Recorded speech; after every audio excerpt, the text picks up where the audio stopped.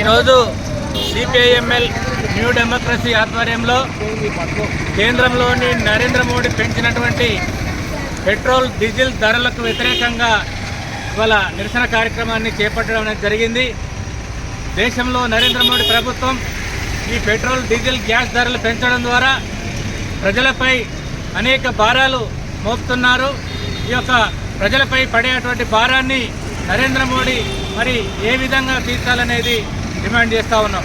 ఇవాళ ఈ ధరలు పెరగడం ద్వారా నిత్యావసర ధరలు, ఉప్పు ధర, పప్పు ధర, బియ్యము, కూరగాయలు, మంచి నూనె, ఇవన్నీ నిత్యావసర వస్తువుల ధరలు కూడా పెరిగే ప్రమాదం ఉంది.